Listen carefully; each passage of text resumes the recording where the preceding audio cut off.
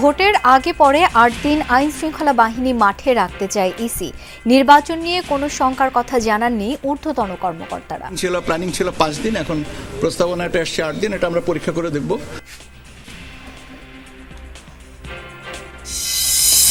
আল্লাহু আকবার। আসসালামু আলাইকুম ওয়া রাহমাতুল্লাহ।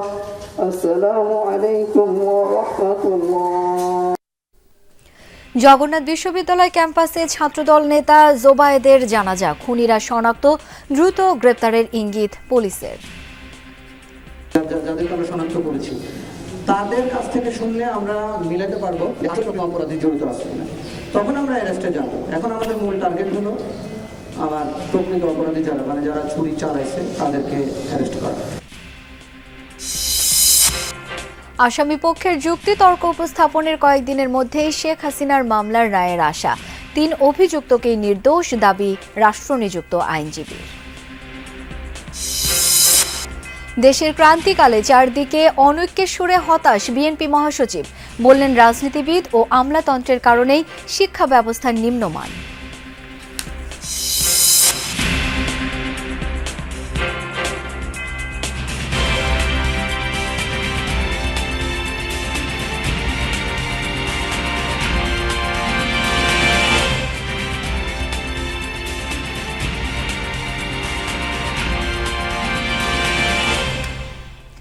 আমন্ত্রণ যমুনা নিউজে, আপনাদের সাথে আছি আমি শাওন দত্ত।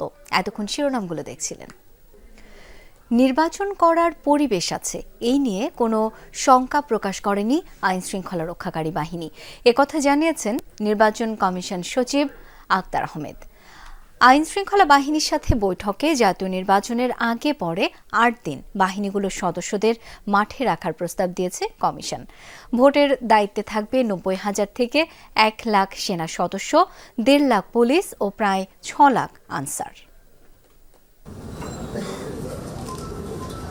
ত্রয়োদশ জাতীয় সংসদ নির্বাচনে আইন শৃঙ্খলা পরিস্থিতিকে চ্যালেঞ্জিং মনে করছে নির্বাচন কমিশন। অবাধ, অংশগ্রহণমূলক এবং সুষ্ঠুভাবে সম্পন্ন করার লক্ষ্যে আইন শৃঙ্খলা বাহিনীর প্রতিনিধিদের সাথে প্রথমবারের মতো বৈঠক নির্বাচন কমিশনের। সকাল 10:30টায় নির্বাচন ভবনে শুরু হওয়া এই মতবিনিময় সভায় স্বরাষ্ট্র মন্ত্রণালয়ের সিনিয়র সচিব, ৩ বাহিনীর প্রতিনিধি, আইজিপি, বিজিবি, এনটিএমসি, এনএসআই ও ডিজিএফআই এর মহাপরিচালক সহ 18 জন সদস্য বৈঠকে অংশ নেন। দীর্ঘ বৈঠক শেষে গণমাধ্যমের সাথে কথা বলেন সিনিয়র সচিব, জানান ভোট গ্রহণ কর্মকর্তা ও কেন্দ্রের নিরাপত্তা, শান্তিপূর্ণ পরিবেশ বজায় রাখা, আইন শৃঙ্খলা রক্ষাকারী সংস্থাগুলোর মধ্যে তথ্যের আদান প্রদান, অবৈধ অস্ত্রের ব্যবহার রোধ ও নিয়ন্ত্রণ নিয়ে হয়েছে আলোচনা। সেই সাথে নির্বাচনে বিদেশি সাংবাদিক ও প্রাক পর্যবেক্ষকদের নিরাপত্তায় সহযোগিতা, কৃত্রিম প্রযুক্তি ব্যবহার করে সামাজিক যোগাযোগ মাধ্যমে ভুল ও মিথ্যা তথ্যের প্রচারণা রোধে কৌশল নির্ধারণ সহ নির্বাচন সংশ্লিষ্ট নানা বিষয়েও কথা হয়। সেখানে একটা প্রস্তাব এসছে, এটা যেন ৮ দিন করা হয়। নির্বাচনের আগে ৩ দিন, নির্বাচনের দিন এবং নির্বাচন পরবর্তীতে 4 দিন। নির্বাচনকে সামনে রেখে তাদের বাহিনীদেরকে প্রশিক্ষিত করার একটা কার্যক্রম গ্রহণ করেছেন। লক্ষ্য একটাই, অবাধ, সুষ্ঠু, পার্টিসিপেটরি একটা নির্বাচন, এবং সবাই এই ব্যাপারে দৃঢ় অঙ্গীকারবদ্ধ। নির্বাচন সামনে রেখে কোনো শঙ্কা প্রকাশ করেনি আইন শৃঙ্খলা রক্ষা বাহিনী, জানান সচিব। অবশ্যই নির্বাচন করার মতন পরিবেশ আছে এবং সেটাই আরো সংহত করার জন্যই আজকের আলোচনা, এবং এটা চলমান থাকবে। দেখিনি, বরং এটা দেখেছে যে তারা একটা ভালো ইলেকশনের প্রতি প্রতিশ্রুতিবদ্ধ। সেনাবাহিনীর কথা বলেছে ৯০,০০০ থেকে ১ লক্ষ, আনসারের সংখ্যাটা প্রায় ক্লোজ টু ৫.৫ থেকে ৬ লক্ষ, ১.৫ লক্ষ পুলিশ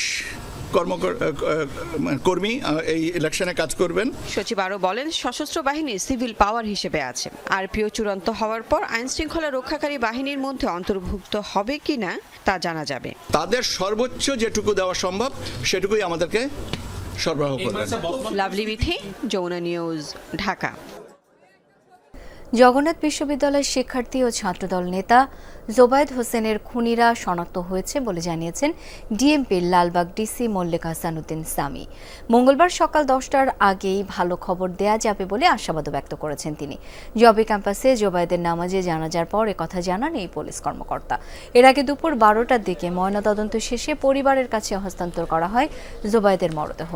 ঢাকা মেডিকেলের মর্গ থেকে মরদেহ নেওয়া হয় জগন্নাথ বিশ্ববিদ্যালয় ক্যাম্পাসে। সেখানে জোবায়েদের জানাজায় অংশ নেন শিক্ষক, শিক্ষার্থী সহ আরও অনেকে।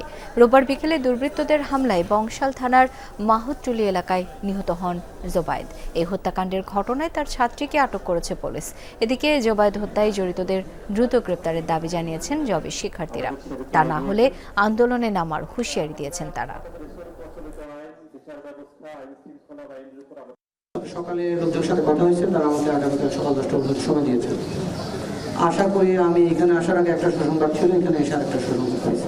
আসামির কাছ থেকে আমরা যখন শুনবো প্রকৃত ঘটনা, তখন আমরা বুঝবো আসলে কে কে আসামি।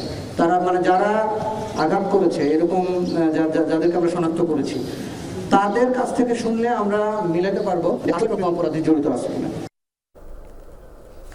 সাবেক প্রধানমন্ত্রী শেখ হাসিনার নিরপরাধ রায়ে তিনি সহ সব আসামি খালাস পাবেন বলে আশা তার পক্ষে রাষ্ট্রনিযুক্ত আইনজীবীর। মানবতাবিরোধী অপরাধে শেখ হাসিনা সহ 3 জনের মামলায় আসামি পক্ষের যুক্তিতর্ক শেষে এসব কথা বলেন তিনি। যুক্তিতর্কে ট্রাইব্যুনাল আইনের সীমাবদ্ধতার কথাও তুলে ধরেন। মুক্তিযোদ্ধাদের নাতিপুতিরাও পাবে না, তাহলে কি রাজাকারের নাতিপুতিরা পাবে? কোটা সংস্কারের আন্দোলন যখন তুঙ্গে 14ই জুলাই চীন সফর থেকে ফিরে আয়োজিত সংবাদ সম্মেলনে এ মন্তব্য করেন সাবেক প্রধানমন্ত্রী শেখ হাসিনা। আন্তর্জাতিক অপরাধ ট্রাইব্যুনাল 1-এ মানবতা বিরোধী অপরাধে শেখ হাসিনা সহ 3 জনের বিরুদ্ধে দায়ের করা মামলায় নাহিদ ইসলাম সহ বেশ কয়েকজনের সাক্ষ্যে উঠে আসে এ বিষয়টি।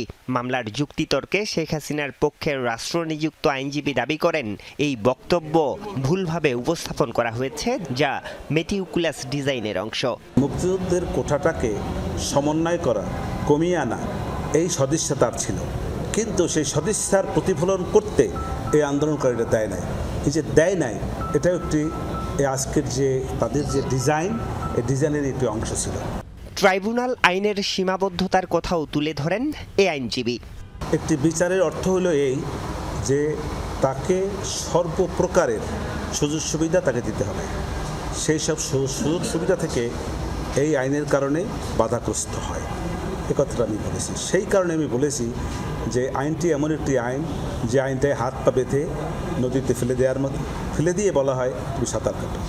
শেখ হাসিনার বিরুদ্ধে যে অভিযোগ আনা হয়েছে তা সঠিক নয়, রাষ্ট্রপক্ষ তা প্রমাণেও ব্যর্থ বলে দাবি করেন আমির হোসেন। সাবেক প্রধানমন্ত্রী শেখ হাসিনা একজন নিরপরাধ ব্যক্তি এবং তার বিরুদ্ধে যে সমস্ত চার্জ আনিত হয়েছে সেই চার্জগুলি সঠিক নয় এবং সাক্ষ্য প্রমাণেও তা প্রমাণ করতে সক্ষম হন নাই। যেহেতু সাক্ষ্য প্রমাণে সক্ষম হনের আমার অভিমত, অতএব এই সাবেক প্রধানমন্ত্রী শেখ হাসিনা এবং আসাদুজ্জামান খান কামাল ওনারা খালাস পাবেন। আসামি পক্ষের যুক্তিতর্ক চলবে আরও কয়েকদিন। এ প্রক্রিয়া শেষে অল্প কিছুদিনের মধ্যেই রায় হতে পারে এ মামলাটির। আরিফুর রহমান সবুজ, যমুনা নিউজ, ঢাকা। দেশের শিক্ষা ব্যবস্থা এখন অত্যন্ত নিম্নমানের, এজন্য দায়ী আমলাতন্ত্র এবং রাজনীতিবিদরা, এমন মন্তব্য করেছেন বিএনপি মহাসচিব মির্জা ফখরুল ইসলাম আলমগীর। কাকরাইলে এসএসসিতে জিপিএ-5 প্রাপ্ত শিক্ষার্থীদের সংবর্ধনা অনুষ্ঠানে তিনি বলেন, চারদিকে এখন অনৈক্যের সুর। কাকরাইলে ইনস্টিটিউশন অব ডিপ্লোমা ইঞ্জিনিয়ার্সে ম্যাগাজিন বিশ্ববিদ্যালয় পরিক্রমার আয়োজনে এসএসসিতে জিপিএ-5 প্রাপ্ত শিক্ষার্থীদের সংবর্ধনা অনুষ্ঠান। প্রধান অতিথি বিএনপি মহাসচিব। অনুষ্ঠানে মির্জা ফখরুল ইসলাম আলমগীর দেশের বর্তমান শিক্ষা ব্যবস্থা নিয়ে হতাশা প্রকাশ করেন। বলেন, কেবল বিএ এমএ পাস তৈরি করছি। আমাদের দুর্ভাগ্য যে আমাদের দেশের শিক্ষা ব্যবস্থা সেই রকম তো নয়, অত্যন্ত নিম্নমানের। এর জন্য দায়ী রাজনীতিবিদরাই, এর জন্য দায়ী আমাদের আমলাতন্ত্র। এই যে নীতির ব্যাপারটা, এখানেই রাজনীতিবিদদের ফেলিয়ার। আজকে কারিগরি শিক্ষার ব্যবস্থা নাই, তার কোনো ইনস্টিটিউট নাই, ভোকেশনাল সেন্টারগুলো নাই। আমরা এগুলো তৈরি করি না, আমরা বিএ পাস তৈরি করছি। বিএনপি মহাসচিব বলেন, দেশে একটা ক্রান্তিকাল চলছে, চারদিকে অনৈক্যের সুর দেখে অনেকেই হতাশ। এত বড় একটা অভ্যুত্থানের পরে এত বড় একটা সুযোগ সৃষ্টি হয়েছে দেশটাকে আবার সুন্দর করবার, সুন্দর করে গড়ে তুলবার, কিন্তু আমরা যখন চারদিকে দেখছি যে আমাদের রাজনীতিবিদরা ঐক্য হারিয়ে ফেলছেন, অনৈক্য চলে যাচ্ছেন, যখন চারদিকে দেখছি যে একটা অনেকের সুর, তখন আমরা অনেকেই হতাশ হচ্ছি। শেষে এসএসসি পরীক্ষায় জিপিএ 5 প্রাপ্ত শিক্ষার্থীদের হাতে সনদ ও ক্রেস্ট তুলে দেওয়া হয়। তানভীর সিদ্দিক, টিপু, যমুনা নিউজ, ঢাকা। সীমিত পরিসরে শুরু হয়েছে বিমানবন্দরের 9 নং গেট থেকে আমদানি পণ্য খালাস কার্যক্রম। দুপুরে চট্টগ্রাম ইপিজেডের ইয়াঙ্গান ক্রীড়া পোশাক তৈরি কারখানার পণ্য খালাসের মধ্য দিয়ে সোমবার খালাস প্রক্রিয়া শুরু হয়। 2 দিনে মোট 3টি শিপমেন্ট খালাস হয়েছে বলে জানিয়েছে বিমান বাংলাদেশ কর্তৃপক্ষ। এর আগে সকাল থেকে গেটের সামনে অপেক্ষায় থাকেন আমদানিকারক, সিএনজি এজেন্ট ও কুরিয়ার প্রতিনিধিরা। ভারী পণ্য খালাসে হাইস্টার বা ফর্ক লিম্ফের মতো পরিবহন না থাকায় কিভাবে এ সকল পণ্য খালাস হবে তা নিয়ে শঙ্কার কথা জানান তারা। কার্গো ভিলেজে আগুনের পর আমদানি পণ্য খালাস জটিলতা নিয়ে জরুরি বৈঠকের পর মোহাম্মদ মশিউর রহমান স্বাক্ষরিত এক চিঠিতে আমদানিকারক ও অংশীজনদের জানানো বিকল্প হিসেবে হযরত শাহজালাল বিমানবন্দরে 9 নং গেট থেকে পণ্য খালাস সম্পন্ন হবে। আমদানি পণ্য সমূহের কায়িক পরীক্ষণ ও শুল্ক প্রক্রিয়া সম্পন্নে সিভিল এভিয়েশন কর্তৃপক্ষকে নির্দেশনা দেওয়া হয় চিঠিতে। বিমান কর্তৃপক্ষ জানায়, আপৎকালীন বিমানবন্দরে 9 নং গেট ব্যবহার করা হলেও পরবর্তীতে সকল পণ্য খালাসে ইম্পোর্ট টার্মিনাল ব্যবহারের অনুমতি চেয়ে আবেদন করা হয়েছে।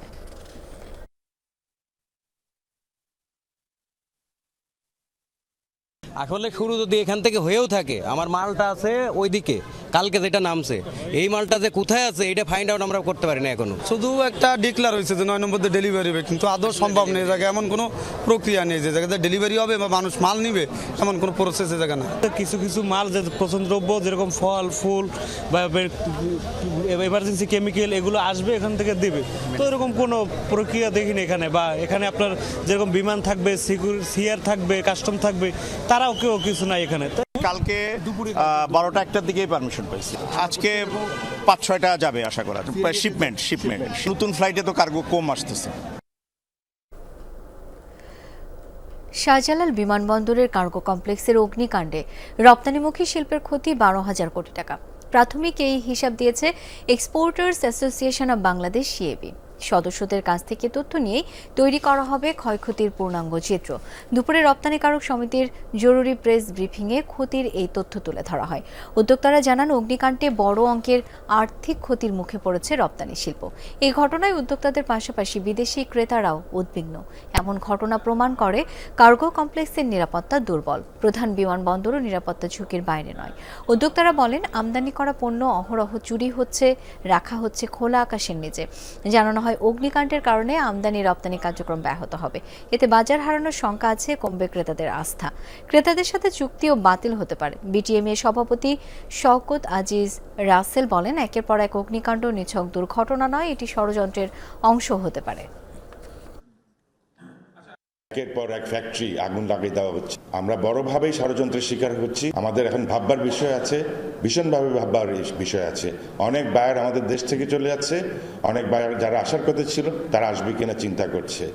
এই ধারাবাহিকতায় উদ্যোক্তাদের মধ্যে গভীর উদ্বেগ, নিরাপত্তাহীনতার সৃষ্টি করেছে। সচিবালয়ে কোর কমিটির বৈঠক শেষে ব্রিফ করছেন স্বরাষ্ট্র উপদেষ্টা জাহাঙ্গীর আলম চৌধুরী। আমরা সরাসরি চলে যাচ্ছি তার বক্তব্যে। তখন পর্যন্ত প্রায় জানি না, তা আপনি জানলেন কিভাবে? না, আপনারা যখন এটা অনুমোদন দেওয়া হয়েছে তখন 1 লাখ করে ধরেছেন প্রতিটি। আমরা কোথায় অনুমোদন দিলাম? হ্যাঁ, পারচেজ কমিটিতে তো যাই নেই এটা। না, পারচেজ কমিটি, ভাই পারচেজ কমিটি তো আমি মেম্বার, পারচেজ কমিটিতে এখনো যাই নেই। এটা অর্থ সংক্রান্ত কমিটিতে গেছে।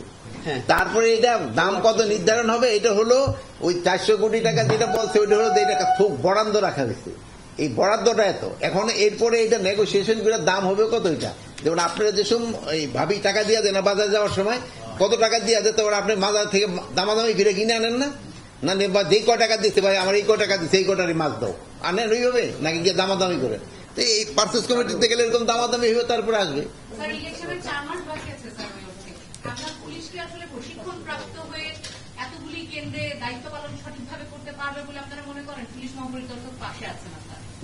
পুলিশ মহাপরিদর্শক কিন্তু এই একটা কয়েকদিন আগে আপনি হয়তো পেপারটা পড়ছেন কিনা জানি না, একটা পেপারে উনি একটা সাক্ষাৎকারও দিচ্ছে উনি, হ্যাঁ ওটা আপনারা হয়তো পড়ছেন।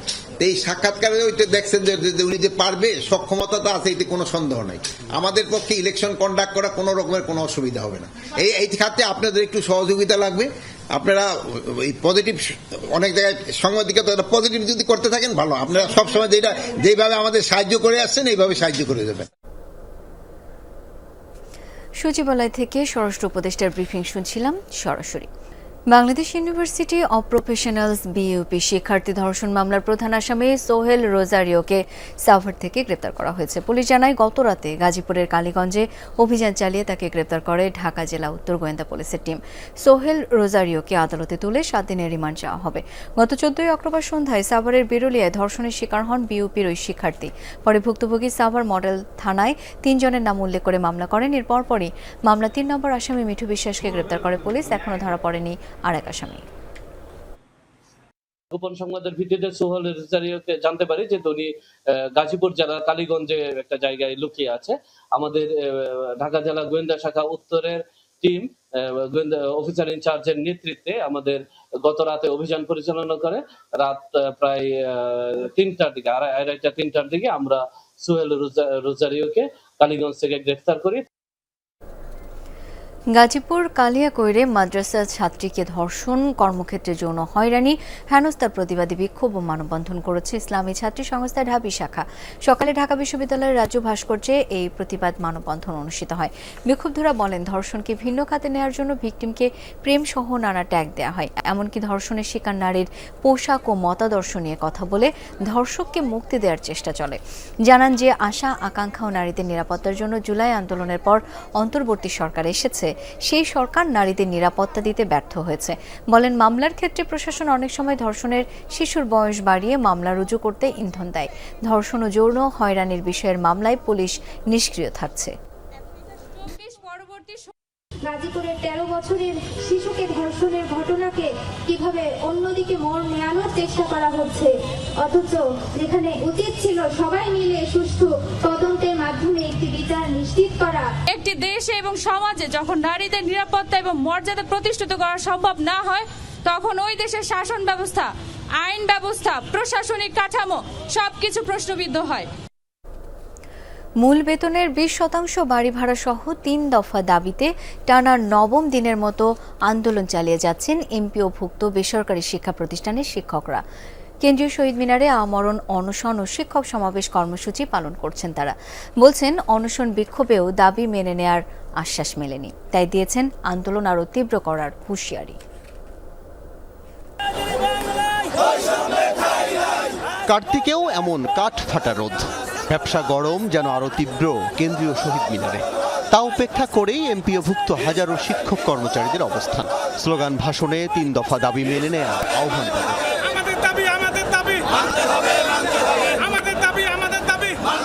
শহীদ মিনারের পাদদেশে তখন অনশনরত শিক্ষকদের হাঁসফাঁস অবস্থা। জানেন না কবে পূরণ হবে দাবি, তবুও ধরেছেন জীবনবাজি। বড় বড় কর্মকর্তা যারা আমাদের হাত দিয়ে আমরা কষ্ট করে বাবা শোনা লক্ষ্মী বলে আজকে বড় বড় কর্মকর্তা বানাই দিয়েছি, তারা আজকে নেওয়ার বেলায় 100% নেয়, আর আমাদের দেওয়ার বেলায় আমাদের দিতে পারে না। আর আমরা এবার খুব বেশি আশাবাদী ছিলাম, কারণ আমাদের যারা উপদেষ্টা মণ্ডলে আছেন তারা বেশিরভাগই শিক্ষক। আদায় না করে আমরা এখান থেকে অনশন ভাঙবো না, বাড়ি ফিরেও যাব না। আমরা এখানে অনশনে বসছি, শুক্রবার থেকে কেউ আসে নাই, আমাদেরকে একটু পানি দেওয়ার জন্য আসে নাই। আমরা অনশনে আসি, থাকবো। শিক্ষকরা বলছেন, নামেই শিক্ষাগুরুর মর্যাদা। কোনো বউও যদি শুনে বউ চলে যাবে যে ওরে বাবা এই বেতনের এই বাসাবাড়ির লোকের সাথে আমার যায় না। এই অধিকারটুকু যদি সরকার প্রতিষ্ঠা করে, ইনশাআল্লাহ দেশের উন্নতি হবে, জাতির উন্নতি হবে এবং শিক্ষা ক্ষেত্রে দেশ সমৃদ্ধশালী হবে। কথা দিয়েও কথা রাখেন না শিক্ষা উপদেষ্টা। বৈঠকে আশ্বাস দিয়ে শেষ পর্যন্ত বাস্তবায়ন করছেন তিনি যা চান সেটাই। সিআর আবরার আমাদের শিক্ষা পরিবারের একজন সর্বোচ্চ প্রতিনিধি হিসাবে আমাদের সাথে অত্যন্ত সূক্ষ্মভাবে প্রতারণা করছে। আমরা চাইছি 20%, উনি প্রস্তাবে দিয়েছে 5%। আন্দোলনের মিটিংয়ে বক্তৃতা তখনই আমরা প্রত্যাখ্যান করেছি। তখন আমার কাছে প্রশ্ন, তাহলে আমরা প্রত্যাখ্যান করার পরেও আমাদের শিক্ষা উপদেষ্টা কেন 5% প্রজ্ঞাপন কেন দাবি করলো? কেন তিনি প্রতারণাটা আমাদের সাথে করেছিলেন? আমরা আমাদের দাবি পূরণ করব, না হয় এখানে আমরা মারা যাব। এর আগে বিএনপির যুগ্ম মহাসচিব শহীদ উদ্দিন চৌধুরী এনির নেতৃত্বে একটি প্রতিনিধি দল শহীদ মিনারে আসেন। আন্দোলনে একাত্মতা জানিয়ে বলেন, দল ক্ষমতায় গেলে কোনো শিক্ষককে ন্যায্য দাবির জন্য রাস্তায় নামতে হবে না। আপনাদের আন্দোলনকে, আপনাদের সম্মানকে আমরা বিএনপি যথেষ্ট মূল্যায়ন করছি, মূল্যায়ন করব এবং আগামী দিনে জাতীয়করণের মধ্য দিয়ে আপনাদেরকে আমরা নিশ্চিত করতে চাই আমরা আপনাদের সঙ্গে থেকেই কাজ করতে চাই। আবারও বলছি, রাজনৈতিক দলগুলোর এমন একাত্মতা ঘোষণায় আরও উজ্জীবিত আন্দোলনরত শিক্ষকরা। তারা বলছেন, শুধু রাজনৈতিক দলই নয়, সারা বাংলাদেশের মানুষের চাওয়া শিক্ষকদের ন্যায্য দাবি পূরণ হোক, এগিয়ে আসুক সরকার। আল আমিন হক অহন, যমুনা নিউজ, ঢাকা। কুমিল্লা ভিক্টোরিয়া কলেজে কিশোর গ্যাংয়ের উপর হামলা ও অস্ত্র নিয়ে মহড়ার ঘটনায় গ্যাং লিডার সহ 20 সদস্যকে আটক করা হয়েছে। দুপুরে সংবাদ সম্মেলনে র্যাব জানায়, গতরাতে নগরের টাউন হল মাঠে এক অভিযানে 8 জন ধরা পড়ে। এছাড়া বিভিন্ন স্থানে অভিযান চালিয়ে পুলিশ 12 জনকে আটক করেছে। র্যাব আরও জানায়, রোববার সকালে কলেজ শিক্ষার্থী জিসান ও তাহফিদের সাথে তানভিন সিফাত নামে আরেক শিক্ষার্থীর কথা কাটাকাটি থেকে মারামারি হয়। পরে সিফাত কল করে বিভিন্ন স্থান থেকে তার অনুসারীদের ডেকে এনে ধারালো অস্ত্র দিয়ে জিসান ও তাহফিদের উপর হামলা করে। এ সময় আহত হয় অন্তত 7 জন।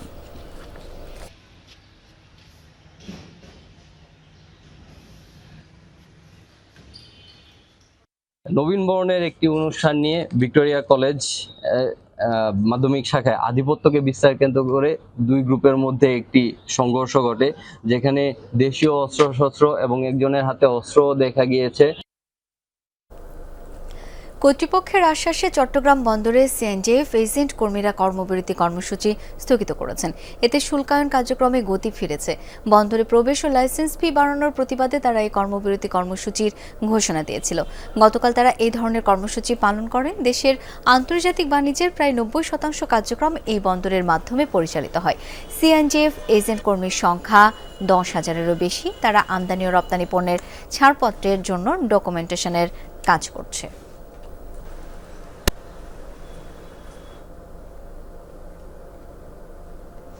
দর্শক, এই ছিল যমুনা নিউজে।